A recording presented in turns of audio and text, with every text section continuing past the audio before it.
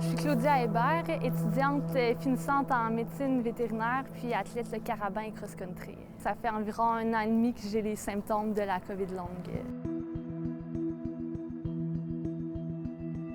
Je m'entraînais environ 10-15 heures là, par semaine en course à pied puis en patinage artistique. Au moment où mes symptômes ont commencé, il me restait seulement 2 semaines de stage à faire pour graduer. Puis moi, c'est mon rêve de petite fille là, de devenir vétérinaire. Fait que j'étais sur le point de le réaliser. Au niveau scolaire, en ce moment, ça fait 1 an et demi que je suis sur pause. Puis comme je suis incapable de retourner faire des stages, j'attends juste que ça aille mieux. Mais le moment tarde à venir. J'ai reçu ma diagnostic mi-septembre 2020. Je me suis dit que c'est pas si grave que ça, le COVID. J'étais prête à retourner à l'école.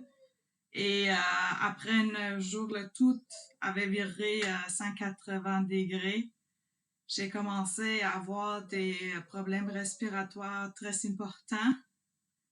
Et à partir de ce moment-là, ça allait toujours en déclinant.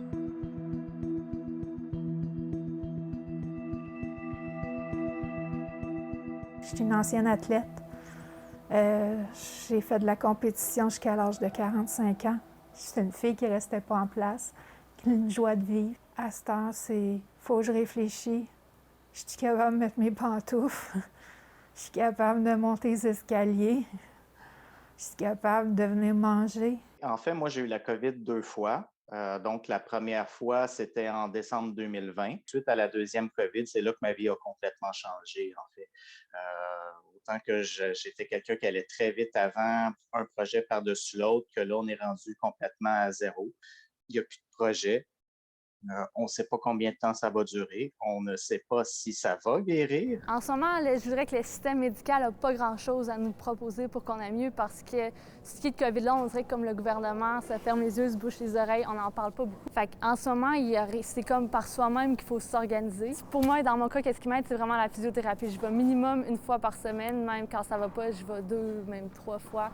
Des fois, juste mettre du courant électrique, là, du ski dans mes méninges, ça me soulage énormément, mais c'est sur le coup. Mais juste avoir, pour les personnes qui ont la COVID longue, juste avoir 2-3 heures de soulagement dans une journée, vous n'avez pas idée à quel point c'est un moment de bonheur. Tu es comme, wow, je profite de la vie. J'espère que ça va redevenir mieux. En fait, moi, mon idéal, ce serait de retourner au travail. Espérer revenir à 100%, moi, je dis que c'est se magasiner une déception. J'ai 45 ans.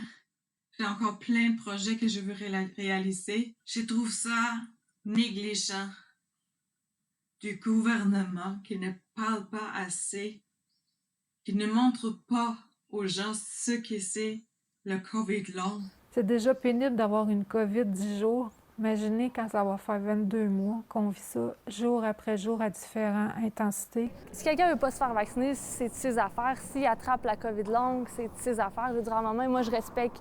On a le droit d'avoir tout le monde des opinions différentes. Moi, je respecte ça, mais tabarouette, si je vous dis, là, avoir la COVID longue, là, regardez, moi, j'étais sur le point de devenir vétérinaire, m'acheter un terrain, avoir une maison. Ça fait 1 an et demi que ma vie est sur pause, qu'il n'y a pas de traitement.